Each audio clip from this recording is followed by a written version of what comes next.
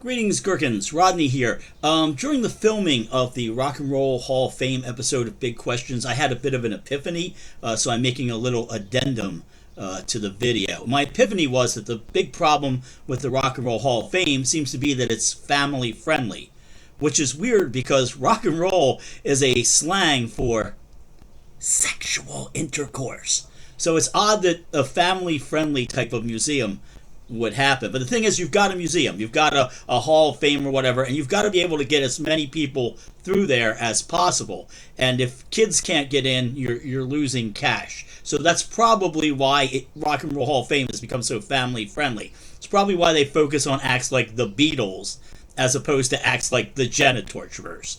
Although if Paul McCartney were to tear pages out of the Bible and staple them to his testicles, I might be interested in the Beatles. So Paul, do that.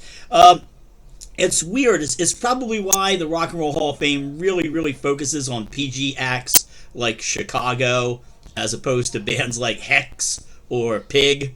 You and I own some Pig songs, people. We can relate to each other. But I don't think anybody on the voting board of the Rock and Roll Hall of Fame has any idea who Raymond Watts is. And that's not a good thing because rock and roll should have a nasty element to it, and it should be dangerous, and it's just they're not interested in that because you can't be taking little Billy in there with your hands over his eyes the whole time. Oh, Billy, don't look at that. Don't. That's terrible. It might also explain why bands like Anthrax aren't in there.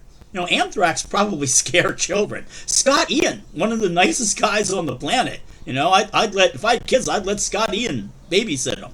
Good guy, knows a lot about rock and roll. Anthrax are never going to get in because, again, they frighten the children.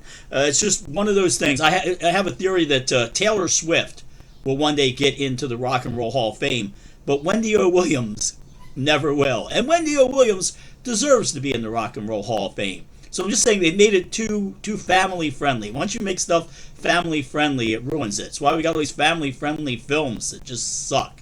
So I get it. You got to make money, and you can't make money if you got to put up a big sign saying "Warning, breasts." But just unfamily friendly it, or open a section of it, like the section that used to be in the back of the video store. You know what I mean? You people watching who own the Pig songs know what I mean. And just open that up and just say, look, kids, if you're under 18, maybe you don't get to come back here and see, the Genitorturers or the Lords of Acid exhibit or whatever. That would be really good. That might work. But just part of my way of fixing the Rock and Roll Hall of Fame. And thank you all for watching this addendum. I appreciate it.